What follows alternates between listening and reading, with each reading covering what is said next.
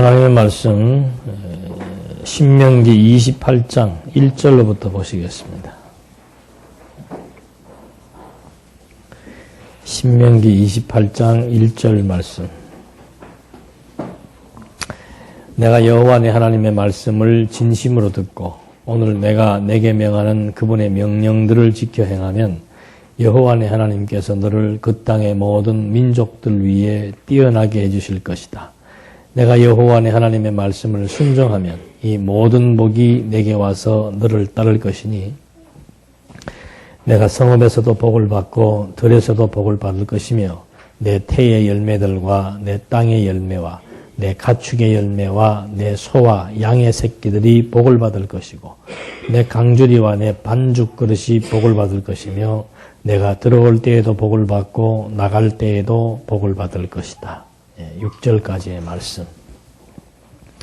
2차로 27장에서는 1차로 복과 저주를 선언을 했는데 28장에서는 이제 2차로 복과 저주를 선언하는 내용입니다. 그러니까 호렙산에서 세운 하나님의 언약을 준수하는 자들에게 세계 모든 민족 위에 뛰어나게 된다. 성민, 하나님이 택한 거룩한 민족을 되게 하기 위해서 하나님께서 이제 기업의 백성을 삼으시겠다는 약속의 말씀입니다. 그렇기 때문에 어디를 가든지 그 복을, 이스라엘 민족이 복을 받을 수밖에 없는 이유는 하나님께서 아브라함을 부르셔서 아브라함을 복의 근원이라 그랬습니다. 그러니까 아브라함에 의해서 복을 받기도 하고 아브라함에 의해서 저주를 받기도 하는 겁니다. 그러니까 그 하나의 신뢰가 애굽의 바로 왕이 아내를 누이라고 속였는데도 누가 욕을 먹습니까? 바로 왕이 욕을 먹잖아요. 누구 때문에? 아브라함 때문에. 그래서 이 아브라함에 의해서 복과 저주가 임하게 되는 거죠. 그러니까 똑같아요. 그리스도도.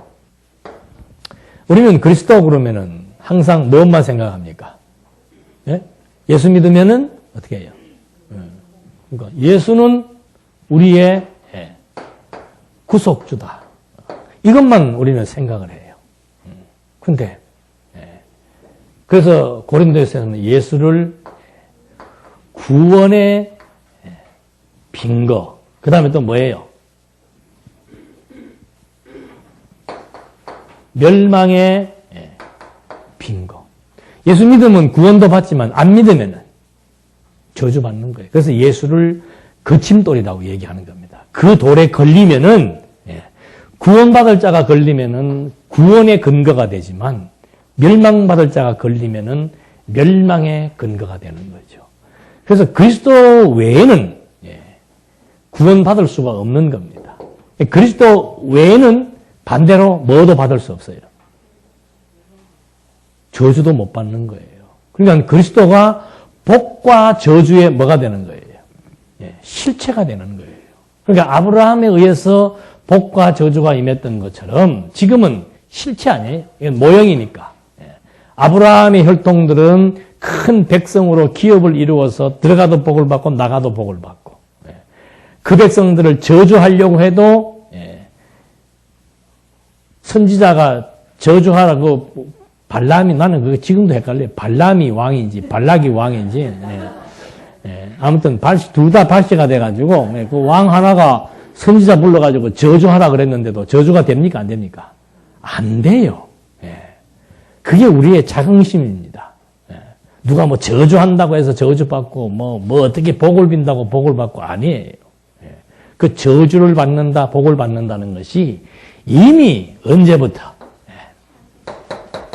창세전부터 복받을 자, 저주받을 자. 이게 하나님의 작정입니다. 그러니까 그대로 섭리해 나가시는 거예요.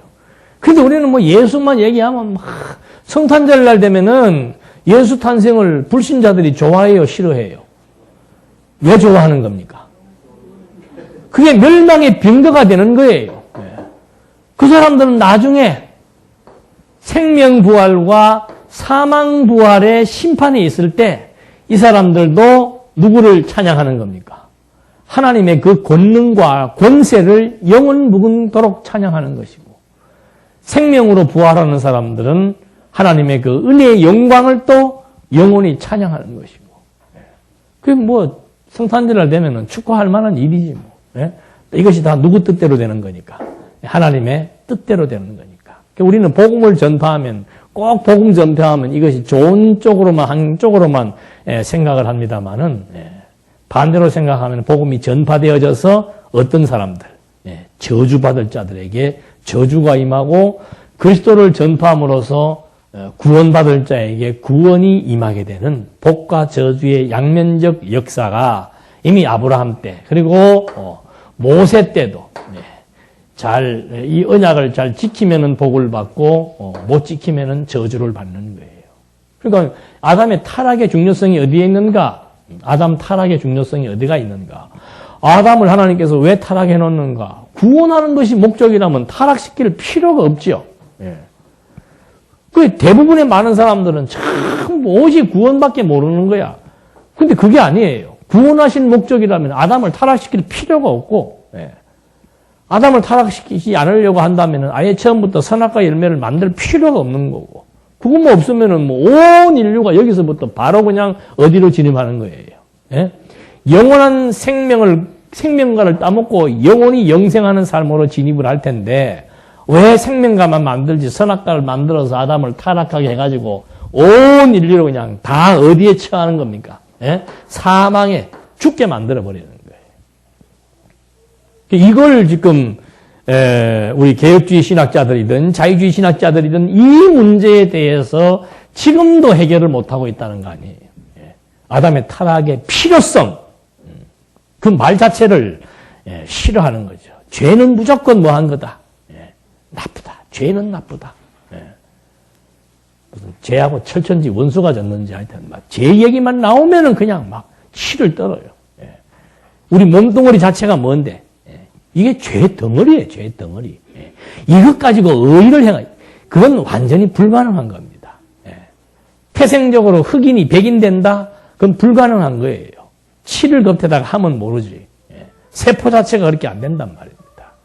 죄인의 세포를 가지고 있는데 자꾸 의인으로 자꾸 스스로가 탈바꿈하려고 한다는 얘기죠. 그게 안 돼. 누구로만 되는가? 그리스도 외에는 안 되는 거예요. 피를 바꿔버려야 돼. 피를 바꿔버려야 돼. 그래서 이미 여기에서 우리는 선택과 유기가 결정이 되어져서 이것이 엄청난 하나님의 은혜라는 사실을 알 수가 없어. 알 길이 없는 거예요. 그래서 아담을 타락하게 해서 전부 죄와 사망 가운데 가두어 놨다가 이제 그리스도가 복과 저주의 근원이니까 당신을 통해서 저주받게 하고 당신을 통해서 복을 받게 하는 겁니다. 당신을 통해서 복을 받게 할 자들은 어떻게 하는 거예요? 피를 바꿔버리는 거죠. 죄인의 피, 생명을 교체시켜서 새 생명을 갖게 해서 바로 왜 우리에게 이런 엄청난 은혜가 주어졌는가? 창세전 하나님의 예정, 선택으로 예정된 이 놀라운 하나님의 섭리가 오늘 그리스도의 사건을 통해서 우리에게 확연히 드러남으로 말미암아 저 비밀, 저 은혜의 영광을 찬송케 하기 위한 하나님의 섭리의 의도가 저기에 담겨져 있는 거죠. 그러니까 지금 뭐 오늘 공부할 것도 없어요. 계속해서 복과 저주 나오는 겁니다. 그러니까 이런 말들이 구약 성경 읽고 아까 신약에서도 해석 잘못하니까 우스꽝스러운 문제가 발생하는 것처럼 여기도 마찬가지예요. 하나님의 백성들이 여호와의 말씀에 순종하니까. 이것도 한국 교회에 또 아주 병폐를 일으키는 용어 중에 하나지요. 순종하니까. 하나님의 말씀에 순종하고 하나님의 대리자인 목사의 말에 순종만 하면은 지금 어떻게 해요? 들어가도 복을 받고 나와도 복을 받고 막 옆으로 넘어져도 아무 이상 없고 재수 없으면 막 뒤로 넘어져도 코가 깨진다는데 이런 것들이 지금 전부 해석을 잘못한 결과라 그 말입니다. 그래서 구약의 해석은 철저하게 누구 중심이에요? 그리스도 중심으로. 오늘 우리에게 직접 적용되는 것이 아니고 바로 이스라엘 백성들에게 하나님께서 약속했는데 복과 저주를 약속한 겁니다. 근데 그 약속 그대로 해버리면 유대인들 다 죽어요. 그래서 다 죽이지 않고 다 죽이려고 하면 하나님께서는 앞서서 세웠던 은혜 언약을 근거로 해서 아주 멀하지 않고 아주 저주하지 않고 남겨두기 시작을 하시는 거죠. 그렇게 해서 하나님의 은혜를 깨닫게 하기 위한 이것도 마찬가지예요. 아브라함에게 세운 은혜 언약, 모세에게 세운 행위 언약, 이 행위 언약과 은혜 언약의 상관성이 뭔가? 지금도 이거 지금 하나의 이거 과제 아니에요, 이것이. 예. 그리고 이유는 뭔가? 이 은혜 언약이 아브라함에게 아무런 조건도 없이 불러서 큰 민족을 이루어 주겠다고 하신 하나님의 이 언약은 정말 대단한 은혜이다. 그걸 알게 하려고 하니까는 복과 저주라고 하는 두 가지의 경로를 통해서 야, 우리 전부 저주받을 수밖에 없는데 아브라함에게 세우신 언약 때문에 우리가 저주를 모면하고 선민이 되어서 복을 누리게 되었다. 이 사실을 지금 알게 해주는 것이죠. 이것은 아담에게 세우신 그 복, 이 신령한 복이 둘째 아담 그리스도로 말미암아 성취됨으로써 오늘 우리들이 함께 이건 전부 신령한 복이에요. 신령한 복. 신령한 복을 누리게 된다라고 하는 거. 그러니까 이게 이제 한눈으로 다 봐야 되는 거예요. 창세전 하나님께서 우리를 선택했다. 이걸 어떻게 알 수 있는가? 지금 그리스도를 보내셔서 지금 이 시점에서 그리스도로 말미암아 우리의 영혼을 거듭나고 중생시켜서 예수님의 사역은 영원한 속죄, 영원한 사역이라고 하는 것은 과거, 현재, 미래를 다 초월해버리는 거예요. 그냥 다 이 안에다가 다 함의하고 있는 거란 말입니다. 그리고 그 효능이라고 하는 것이 이때도 효능이 있었지만은 이때도 효능이 있고 이때도 효능이 있는 거예요. 그게 영원한 효능이에요. 그렇게 해서 자기 백성을 삼아서 이 비밀을 깨닫게 해주는 겁니다. 그럼 이 비밀이 여기서 끝나는가? 아니에요. 여기와 여기가 시작이고 여기가 끝이에요. 이거를 쫙 당겨버리면 어떻게 된다고 그랬어요? 점 되는 거예요. 그러니까 이걸 다른 그림으로 그리면은 이게 영원한 세계가 되는 거죠. 우리는 지금 펼쳐서 시간과 거리를 느끼며 살고 있다가 이거 다 압축시켜서 원래로 되돌려버리면은 시공형을 다 초월해서 존재하는 그런 생명체가 되는 것이죠. 그걸 지금 우리한테 성경은 알려주고 있는 거예요. 장차 우리가 어떻게 살 것인가. 우리는 여기서 존재했다가 이제 여기에는 육을 입고 존재를 했다가 지금 이 죽음이라는 게 딴 거 아니에요. 죽음이라는 게 딴 게 아니다. 뭔가? 지금 뭐 50년 동안 입고 있던 옷을 뭐 하는 거예요? 벗어버리는 거예요. 그러니까 이게 확실히 깨달아져야 여기에 우리가 생명의 씨앗으로 존재했다는 사실이 확실히 깨달아져야 여기에서는 지금 우리가 뭐 필요한 옷이 있다. 여기에 필요한 옷이 뭔가? 이게 육체란 말입니다. 그러니까 이 생명의 씨앗으로 존재하다가 여기서는 육체를 입혀놓고 살게 했다가 이 육체는 전부 기간이 있는 거예요. 한정이 돼 있고 육체라고 하는 것은 시간 지나면 낡고 병들고 후피해지게 돼 있단 말입니다. 그러니까 이거 후피해져서 하나님이 정해놓은 기간이 있습니다. 어떤 사람은 옷을 50년 동안 입히는 사람도 있고 어떤 사람은 100년이 지긋지긋하지 뭐. 옷 한 벌 가지고 100년 입는다고 생각을 해봐요. 아무리 가꾸고 뭐 해봤댄들 소용없어. 어떤 사람은 30년, 어떤 사람은 10년. 전도서 기자는 이 옷은 짧게 입으면 짧게 입을수록 뭐 하다 그래요? 좋다고 그러는데 우리는 반대로 생각하잖아요. 길게 입어야 좋다. 가늘고 어떻게? 아니에요. 길고 여기서나 길다, 짧다, 오래 살았다, 짧게 살았다 말하지만은 영혼 개념에서 보면 다 한 경점에 불과한 거예요. 그러니까 50년 입었던 옷, 70년 입었던 옷 빨리 뭐 하고 싶겠어요? 벗어버리고 싶다 그러죠. 지금 이번에 같이 신방 가신 분들은 엄청난 공부를 했을 거예요. 입원하자마자 막 갑자기 입원하자마자 위독하다 그래서 김경영 목사님이 지금 제 교정 좀 보라고 맡겨놨는데 지금 신방 가는 길이다 그런데 좀 이따 20분 뒤에 또 전화가 와. 지금 운명했다. 돌아가셨다. 근데 놀라운 일은 유리로 중환자니까 밖에서 다 보잖아요. 호흡이 멎는 거를 다 신방한 사람들이 본 거예요. 그게 뭔가? 영과 육이 뭐 되는 거예요? 분리되는 순간을 보는 거예요. 형태와 형상화되어 있는 거 분리되는 순간을 보는 거예요. 인간 별거 아닙니다. 나는 참 대단한 하나님께서 참 사랑하신 자라고 생각하는 게 짧지만 50년의 인생을 살았지만 그 제대해서 막 기장도 못 잡아서 막 원당 살 때 놀러 와서 같이 밥도 먹고 형 동생처럼 지냈었어요. 근데 어떻게 뭐 하다가 직장을 떡 잡더니 막 열심히 꼭 곰 같아. 별로 하루 종일 있어도 말 몇 마디 안 해요. 그런데 어떻게 하더니 뭐 우리 말씀운동과 관련된 일에 개입 안 된 분야가 없습니다. 지금도 뭐 신문사 인정하기 직전까지 옆에서도 신문사 그 다른 데로 넘겨라. 왜? 신문사 이게 한 달에 400만 원, 500만 원 적자예요. 다른 데로 넘겨라. 신경 쓰지 말고. 그래도 나 죽을 때까지 한다고. 하나님이 맡겨준 거니까 죽을 때까지 한다고. 그게 돈 되는 일 같으면은 그거 뭐 죽을 때까지 한다 해도 놔두지만은 계속 마이너스 나는 일이야. 재단이사, 성경신학연구소 재단이사장이지. 예, 신문사 사장이지. 그 외에 뭐 장안중앙교회 장로, 뭐 온갖 총회, 부총회장, 뭐 온갖 이 말씀운동 산하에 관련된 일을 그 양반의 손길이 미치지 않은 데가 없습니다. 우리 동산교회 건축할 때도 우리 물 얘기하니까는 정수기 보내줘. 그 여러분들 그 사람 떼돈 버는 사람 아니에요. 중요한 거는 마음이에요. 진리에 대한 열정이에요. 화끈하게 살다가 벗을 거 벗어버리고 그럼 그 다음에 뭔가 벗으면 이걸 모르는 사람들은 임종하는 그 장면만 보고 통곡을 할 수밖에 없지요. 아니에요. 혈육적 관계에서 아픔이 있고 정말 친구처럼 지내기 때문에 서운함이 있고 안타까움이 있지만 그 개인으로 봤을 때는 깨끗하게 벗어버리고 이제는 어디에 가 있는 거예요? 어디가 아니라 그냥 여기 그냥 지금도 계속 우리도 여기에 지금 살고 있는 거예요. 근데 이 옷을 입고 있으니까 이 세계가 지금 도리어 옷이라고 하는 장벽 때문에 이 세계가 지금 보이지 않고 느껴지지 않는 거예요. 이게 지금 원수라니까, 이게. 예? 이것 때문에 지금 봐야 될 거를 못 보는 거예요. 육체의 욕망과 육체의 옷 때문에 진짜 봐야 될 거를 못 보고 지금 이게 그냥 좋은 줄로 알고, 예?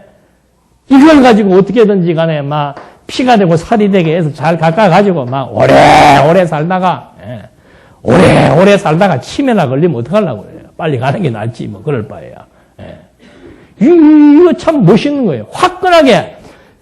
정말 인생 주어진 인생 살면서 뭐하고 살아야 되겠어요? 예? 내가 지금 뭐하고 살아야 되는가?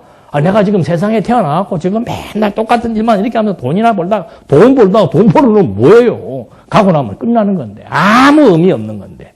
살아있을 때, 생명의 기운이 있을 때, 정말 선한 일을 위해서 땀을 흘리며 수고하며 산다?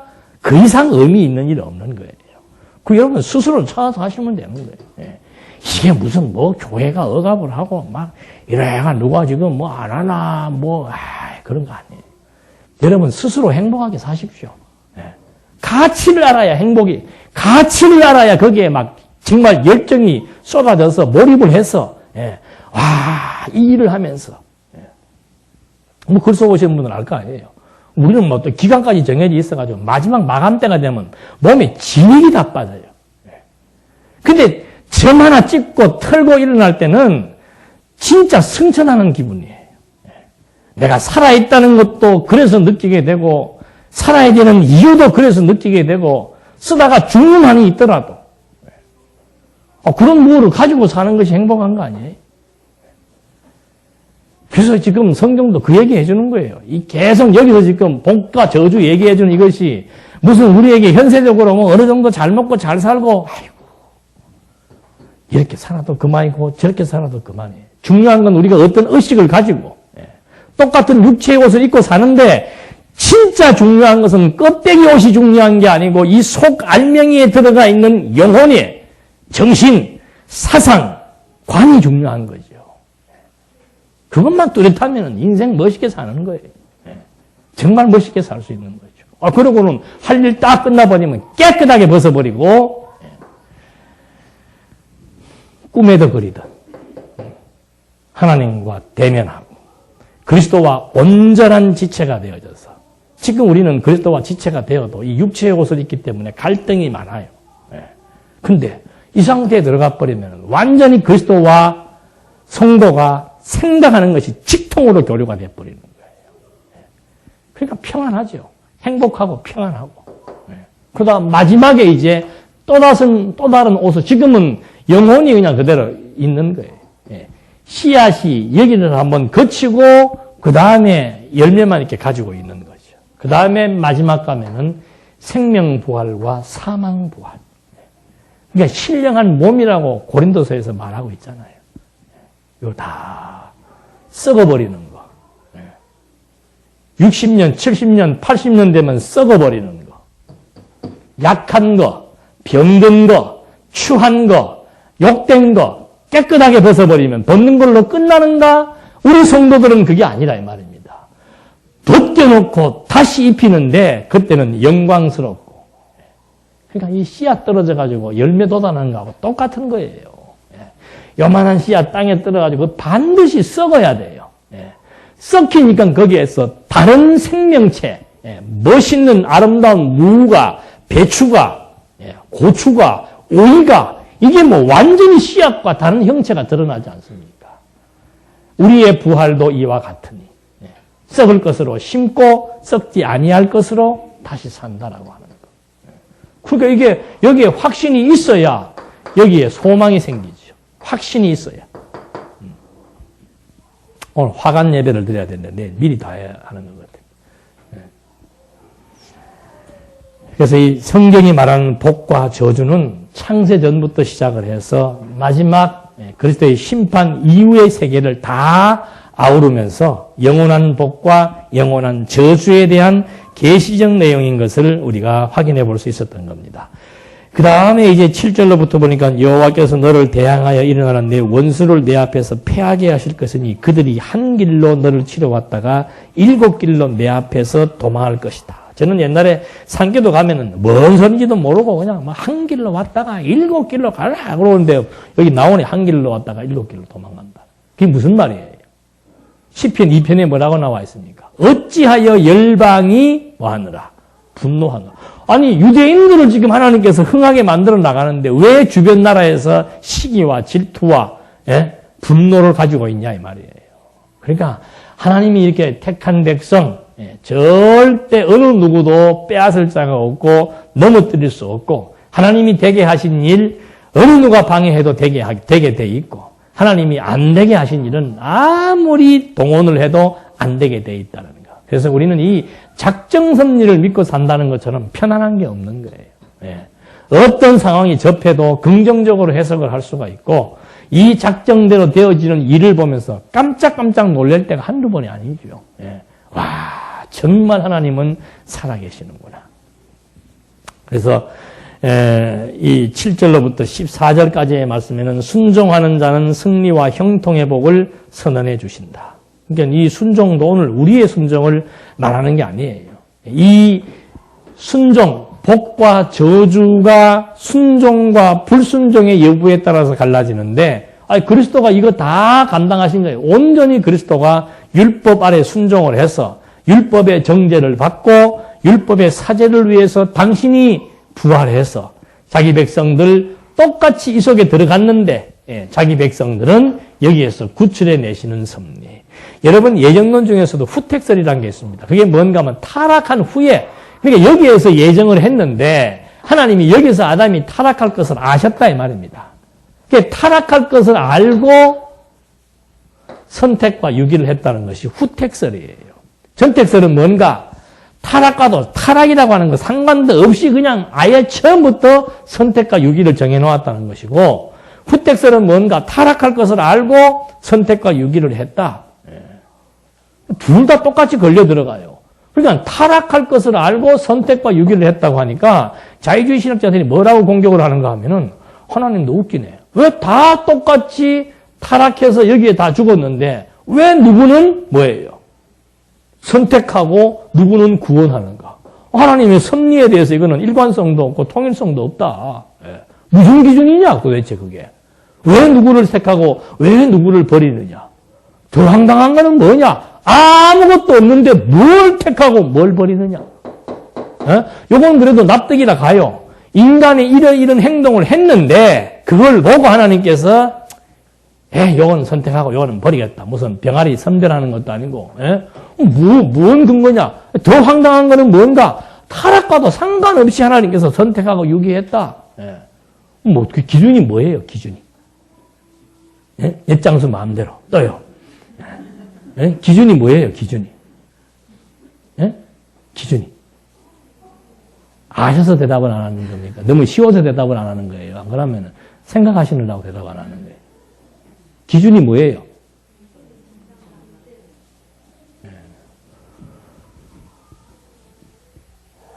성경에 보니까 에베소서에 뭐라고 나와 있어요?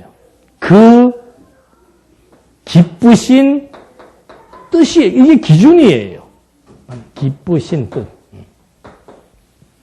이게 절대자의 절대 기준입니다. 이거에 대해서 이의를 제기한다는 것은 지금 무슨 개념이 없는 거예요? 절대 개념이 없는 거예요. 당신의 기쁘신 뜻이에요. 뭐가? 선택하고 유기하는 게 내 기쁘신 뜻, 내 기쁜 좋은, 내가 좋아서 한 일이다 그 말입니다. 그러니까 바울은 좋은 예를 들잖아요. 토기장의 예를 들잖아요. 네. 아니 토기장이가 자기 마음 자기 좋은 대로 만들지 않는다. 네. 아니, 화가가 하얀 종이에다가 그림 그리면 자기 마음대로 그리잖아요. 네. 근데 그림이 왜 나는 산을 그리고 왜 저 사람은 나무를 그렸냐? 똑같은 이치예요. 그러니까 바울이 로마서에서 야 이 사람아 그러잖아. 야 이 사람아 네가 누군데 감히 하나님을 뭐하느냐. 이렇게 했느냐라고 책할 수 있냐 이 말이에요. 이게 절대 주권에 의한 작정 섭리를 의미하는 겁니다. 그래서 모든 섭리의 주체는 누구이다? 하나님.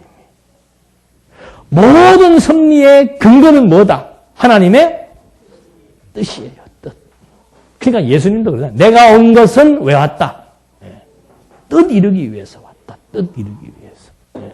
여러분이 사는 것도 왜 사는 거예요? 뜻 때문에 사는 거예요. 여러분의 뜻하고 상관없습니다. 하나님이 여러분을 향하신 뭐가 있어요? 뜻이 있다니까.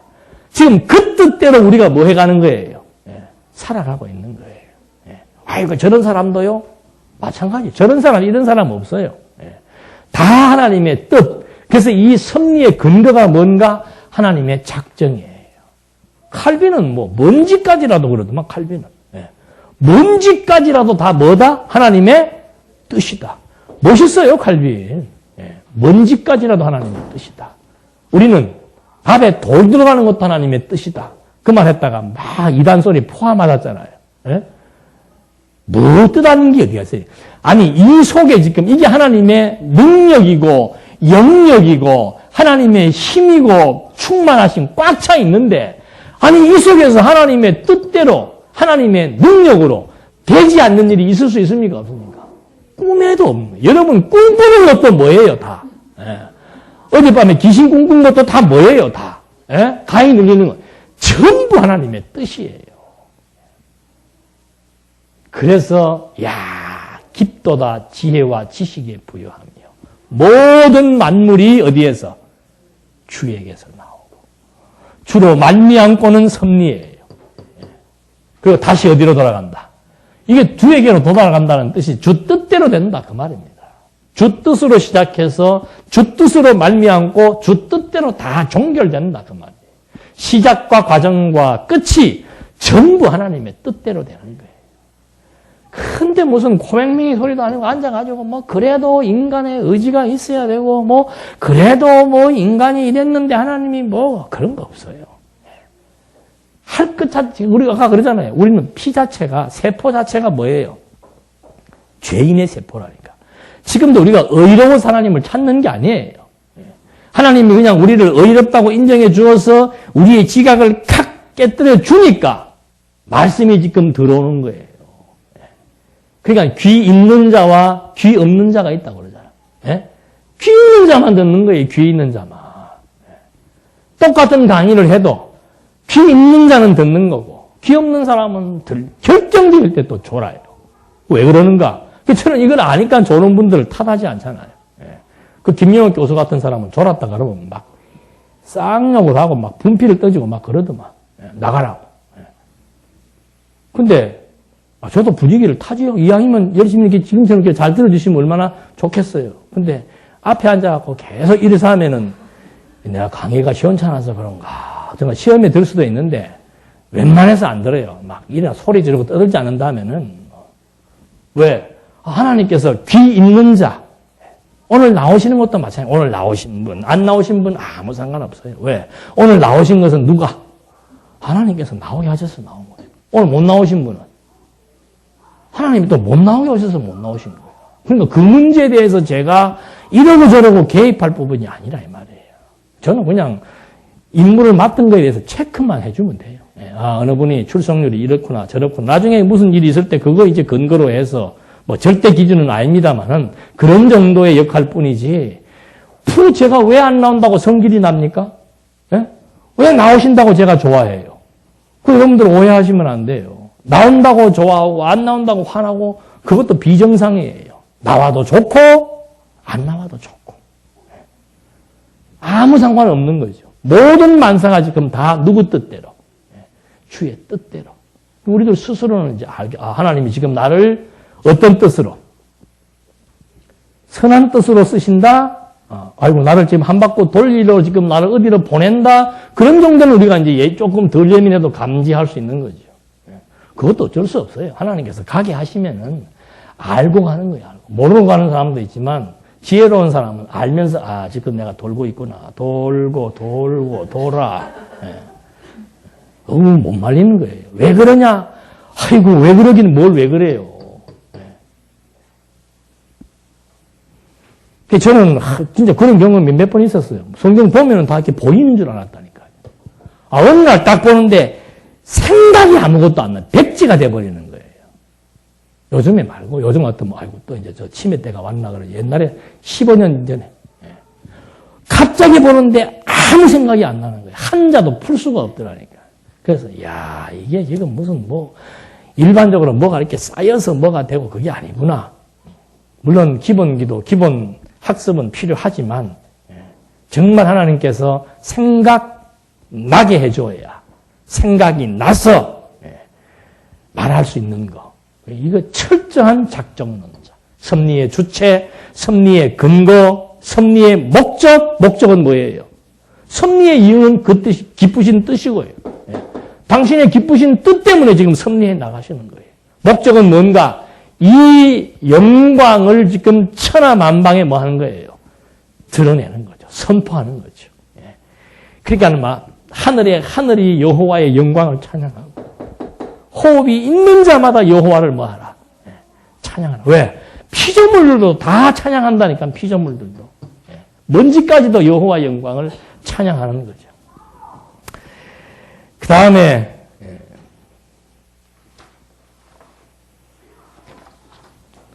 28장 15절로 19절 말씀에서는 불순종한 자는 소유물에 임할 저주를 선언해 주신다. 이제 다 이거는 읽으면 됩니다. 저주하는 그 이유와 동기와 목적, 직접적인 동기는 명령을 지키지 않아서 그런 것이고, 목적은, 이유는 뭔가? 여호와의 언약을 이루시는 거예요. 저주의 언약, 축복의 언약 이루셔서 내가 여호와라는 사실을 깨닫게 해서 경외케 하시려는 하나님의 섭리 역사. 그래서 불순종하는 자는 그 다음에는 소유물에 대한 저주, 질병에 대한 저주가 20절, 24절에 또 이런 거 읽고서는 병 걸리면 하나님 앞에 뭐 받은 줄 알아요? 이런 구약에 이런 거 나오니까. 여러분도 지금 쉽게 지금 잘못 얘기해버리면은 여기 보니까 병 걸리는 게 하나님의 저주네. 그럼 병 걸리는 것도 저주고 죽는 것도 저주면 뭐가 축복이에요, 그러면? 예수 안 믿고 건강하면 축복이고 예수 안 믿고 지옥 가는 것도 축복이겠네, 그러면. 이게 현세적으로 얘기하는 게 아니에요. 당신은 모형적인 시대였기 때문에 저주가 질병으로 또는 경제적인 것으로 질병으로 환경적인 것으로 그렇게 복과 저주를 모형적으로 보여준 것은 실체적인 복과 저주에 대한 하나의 예표로서의 약속이기 때문에 그걸 보여준 것이지. 오늘날 사도 바울도 병 들었잖아요. 예? 사도 바울도 치명적인 병 들고서도 평생을 목회하다가 가잖아요. 예. 하나님께서 병 들게도 할 수 있고 건강하게도 할 수 있고. 예. 이건 하나님께서 마음대로예요. 마음대로. 깨닫게 하기 위한 하나님의 섭리의 방편이란 말입니다. 그러니까 그런 것 갖고 너무 그런데 병든 것도 힘들어 죽겠는데 그 병든 걸 자꾸 저주라고 얘기하고, 아니에요. 내가 죄가 있어서 저주가 되었다면, 죄가 있어서 병이 들었다면, 요업이 그런 말 하잖아요. 내가 죄 때문에 병이 들었다면, 병 안 든 사람은 뭐가 없는 사람이에요? 죄가 없는 사람이에요.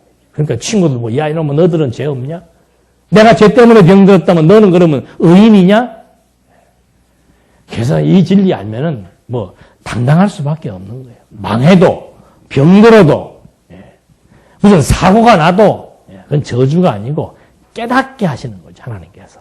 깨닫게 하시는 거.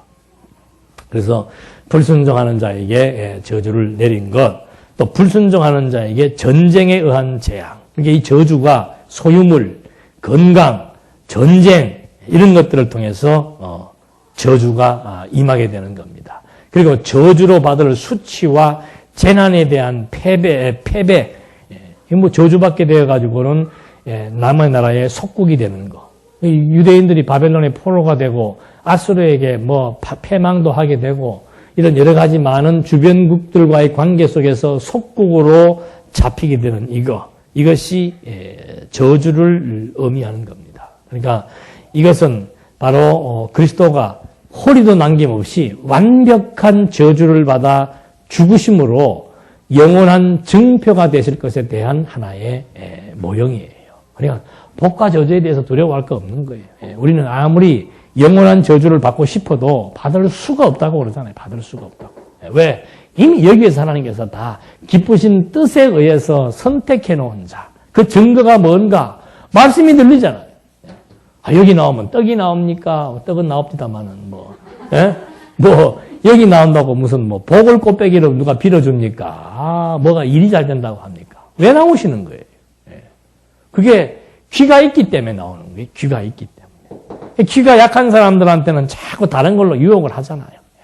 우리 교회에 오면은 영어도 있고 뭐도 있고 그런 걸로 유혹을 하지만 똑바른 귀 있는 사람들은 그거 귀에 안 들어오는 거예요.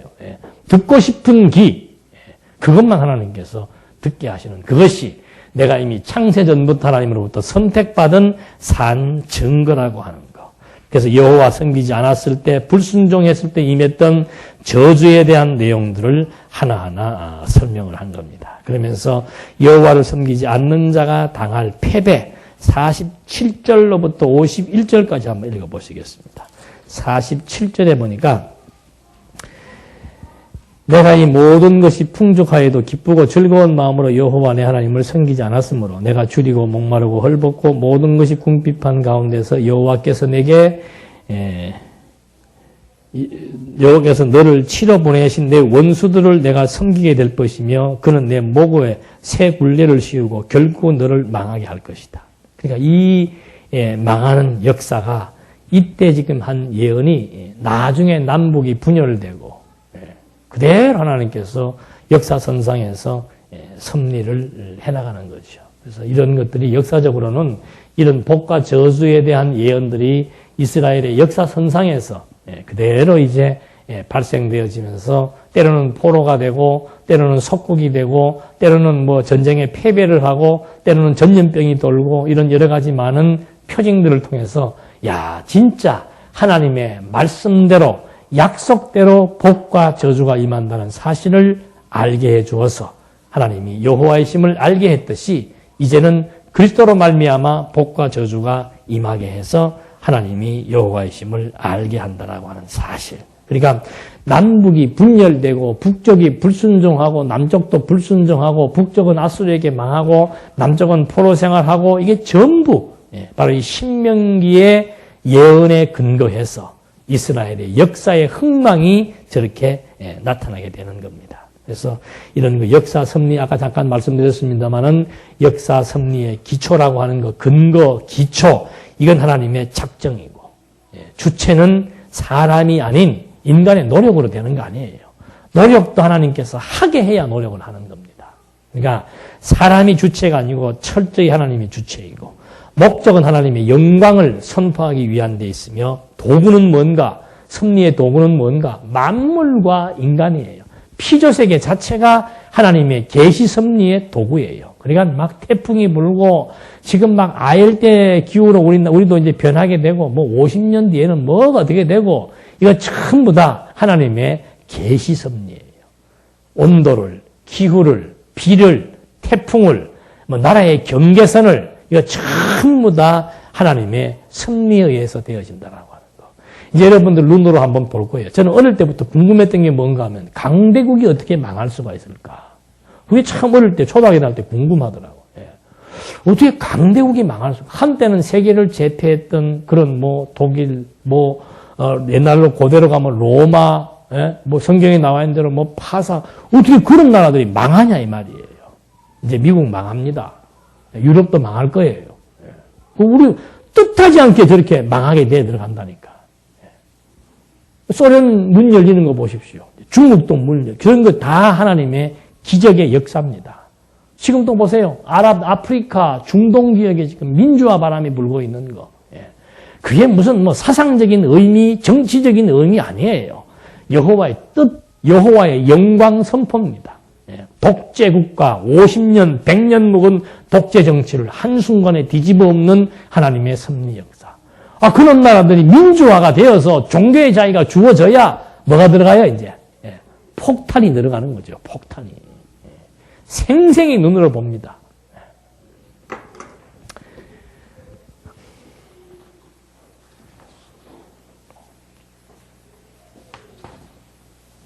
마지막 58절 한 절 또 읽읍시다. 마무리 58절. 내가 이 책에 기록된 이 율법의 모든 말씀을 지켜 행하지 않고 이 영광스럽고 두려운 이름 곧 여호와 내 하나님을 경외하지 않으면 여호와께서 너에 대한 재앙들과 내 자손들에 대한 재앙을 매우 심하게 하셔서 그 재앙들이 크고 오래 지속될 것이며 그 질병들이 심하고 오래 지속될 것이다. 그러면서 68절에 가서는 너를 배에 태우고 내가 다시는 보지 못할 것이라 내가 약속한다 하셨던 그 길을 통해서 이집트로 데려가실 것이다. 거기에서 너희들이 내 원수들에게 너희 자신을 남종이나 여종으로 팔려고 해도 살 사람이 없을 것이다. 나중에 또 이집트에게 전쟁에서 패망하게 되는 역사가 또 나타납니다. 이렇게 지금 하나님께서는 이제 하나하나 복과 저주를 약속을 해놓고 하나하나 시행해 나가시면서 결정적일 때는 아브라함의 언약을 근거로 해서 그들을 아주 멸하지 아니하시는 하나님의 섭리 역사, 여호와의 심을 확인해 본 겁니다. 기도하시겠습니다.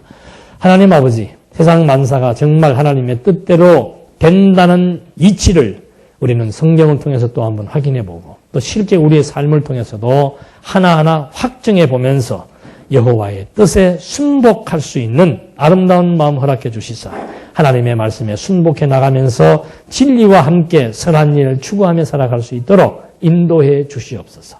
예수님의 이름으로 기도드립니다. 아멘. 468장 찬송하시겠습니다.